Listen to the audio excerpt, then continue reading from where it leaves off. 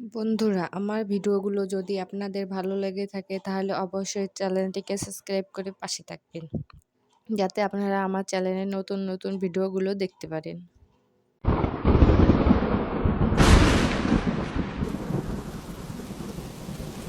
আবারও বৃষ্টি শুরু হয়ে গেল।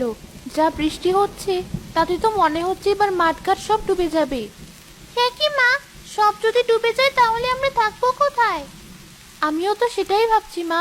এমনিতেই আমরা যেখানে থাকি সেটা অনেক নিচু জায়গা। তাহলে কি আমরা ডুবে যাব মা? জানি না মা। আর দেখ, তোর বাবা আজ এখনো বাড়ি ফিরলো না। যাই, আমি বরং রান্না বান্না সেরে নি। বাড়ি এসে তো আবার খাবার চাইবে। মালা রান্নাঘরে চলে গেল। তখনই তার স্বামী কবির এলো।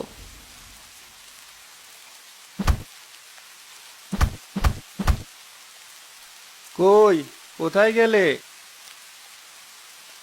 তুমি এসেছো? আমি তো ভাবলাম বাড়ির কথা ভুলেই গেছো। কি যে বলো না। মা ঋতু, গামছাটা আন দেখি, একদম ভিজে গেছি। এই নাও বাবা। এ কি বাবা, অতগুলো কলা গাছ কেটে এনেছো কেন? দরকার আছে মা, যা বৃষ্টি শুরু হয়েছে তাতে ওগুলোই আমাদেরকে বাঁচাবে। কলা গাছ আমাদেরকে বাঁচাবে? এ আবার কি কথা? হাসিস না মা, কখন যে আমাদের কি কাজে লাগে আমরা আগে থেকে কেউই তাও বুঝতে পারি না। হয়েছে, তোমাকে আর জ্ঞানের কথা বলতে হবে না। এমনি ভিজে এসেছো। যাও একটু বিশ্রাম করো, আমি বাকি রান্নাটা সেরে আসি। মালা আবারও রান্নাঘরে চলে গেল। বিকেলে বৃষ্টি কমলো। বউ, ও বউ, কোথায় গেলে? কি হয়েছে? সারাক্ষণ এত কিসের ডাকাডাকি তোমার? রাগ করছো কেন? হাতুড়িটা দাও দেখি। হাতুড়ি দিয়ে আবার কি করবে? কলা গাছের বাড়ি বানাবো। কলা গাছের বাড়ি? এমন বাড়ির নাম তো বাপের জন্মেও শুনিনি। শোনোনি তাতে কি হয়েছে? এবার শুধু শুনবে না, দেখবেও। আবার এমন কিছু করো না যাতে সবাই তোমায় পাগল বলে ডাকে। এমনিতেই গ্রামে মুখ দেখানোর জো নেই, তার উপর এমন এক একটা কাজ করো মানুষের হাসির পাত্র হতে হয়। মানুষের কথায় অত কান দিও না তো, ওরা এমনই, সব সময় এর ওর পিছনে লেগে থাকে। যাও, যা বললাম তাই নিয়ে আসো। তোমাকে নিয়ে আর পারি না। এই নাও হাতুড়ি, আর যা ইচ্ছে তাই করো। হাতুড়ি নিয়ে কবির উঠোনে বসে কলা গাছ কাটতে লাগলো। তখনই তাদের প্রতিবেশী মকবুল সেখানে এলো।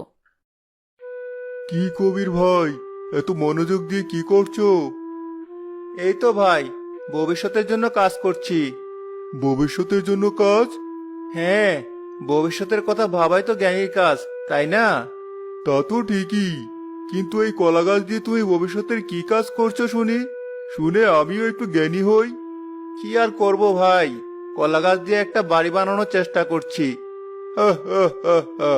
সত্যি কবির ভাই, আসলে তুমি এই নাকি তোমার ভবিষ্যতের কাজ? হা, হা, হা। কলা গাছের বাড়ির কথা তো জীবনেও শুনিনি, তাই এই বাড়ি দিয়ে তুমি কি করবে শুনি?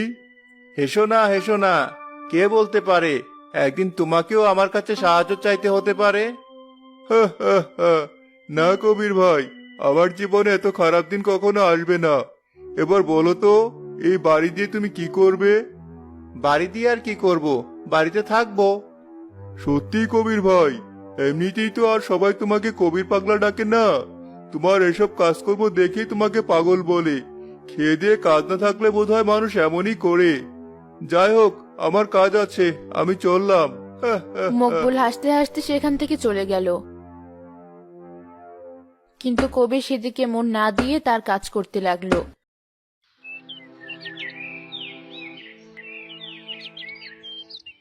পরদিন সকালে মালা যখন বাইরে গেল, মকবুলের বউ সেলিনার সাথে তার দেখা হলো।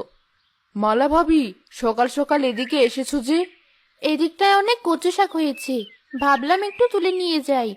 সে তো ভালো কথা, কিন্তু শুনলাম তোমরা নাকি এখন থেকে কলা গাছের বাড়িতে থাকবে। কলা গাছের বাড়িতে থাকবো? এসব তোমাকে কে বললো? সারা গ্রাম জানে অথচ তুমি জানো না?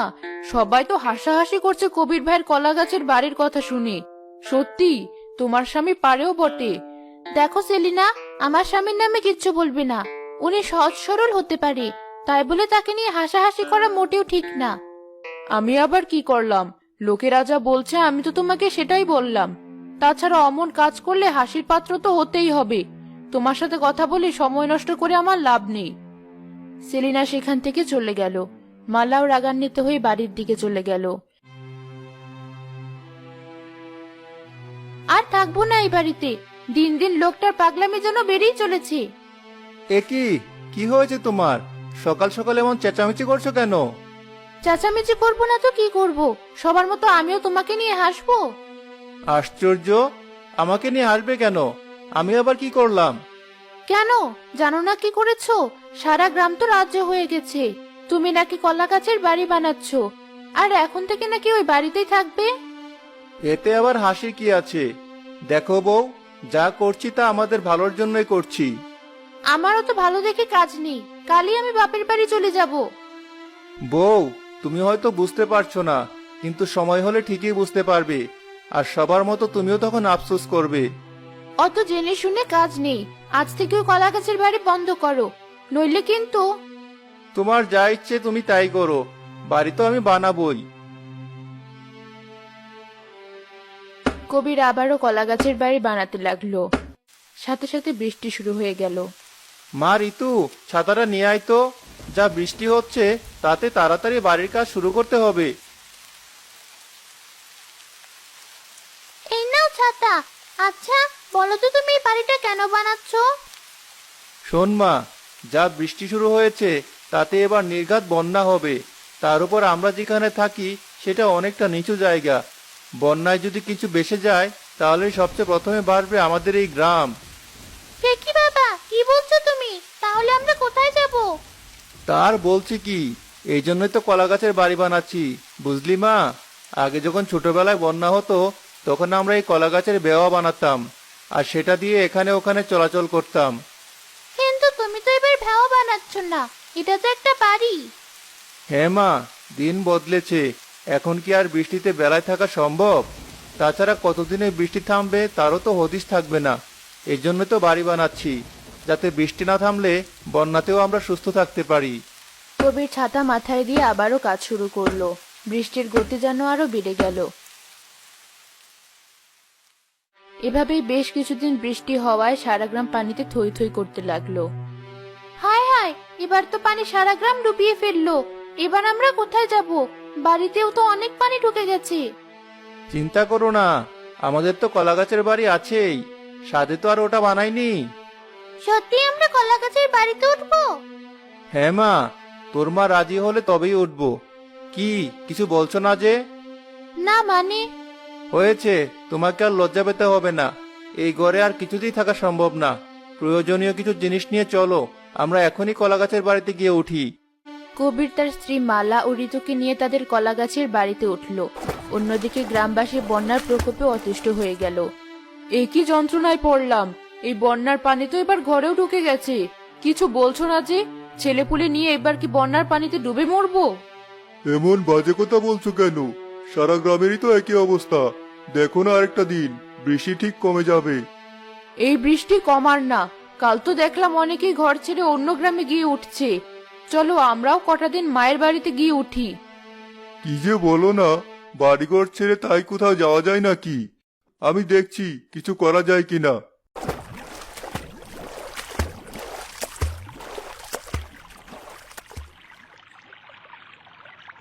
আরে, ওটা আবার কি?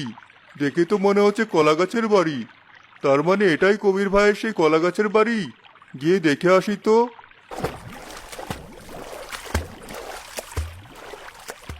কবির ভাই, ও কবির ভাই! আরে মকবুল ভাই যে, এসো ভাই, ভেতরে এসো। না মানে? আমতা আমতা করছো কেন? এতদিন তো শুধু আমার কলা গাছের বাড়ির কথা শুনেই এসেছো, একবার ভিতরটা দেখে যাও।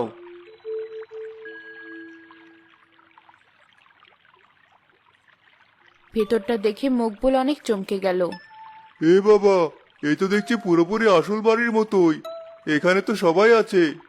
হ্যাঁ মকবুল ভাই, ভাগ্যিস আপনার ভাই বুদ্ধি করে বাড়িটা বানিয়েছিল, তাই তো এই বন্যাতেও আমরা বেশ ভালোই আছি। এসেছেন যখন দুপুরের খাওয়াটা খেয়ে যাবেন। আমি রান্না চড়িয়েছি।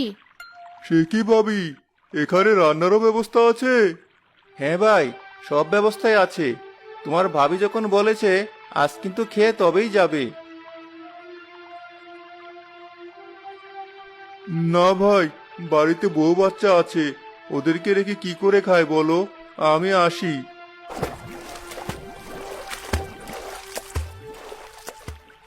পরদিন হতেই সারা গ্রাম বন্যার পানিতে ডুবে গেল। গ্রামবাসীরা যে যার বাড়ির চালে আশ্রয় নিল। কালকে তোমায় কতবার বললাম আমার মায়ের বাড়িতে গিয়ে উঠি, অথচ তুমি কথা শুনলে না। এবার এতটুকু ছেলেকে নিয়ে এই বৃষ্টিতে ঘরের চালে এসে থাকতে হচ্ছে। আমার খুব ভয় করছে মা, মনে হচ্ছে এখনই পানিতে পড়ে যাব। কাঁদিস না বাবা, উপরওয়ালা ঠিক একটা ব্যবস্থা করবে। কি হলো, তুমি এখন চুপ করে বসে আছো কেন? আমি আর কি বলবো, কে জানতো কপালে এই কষ্ট লেখা আছে। এখন উপর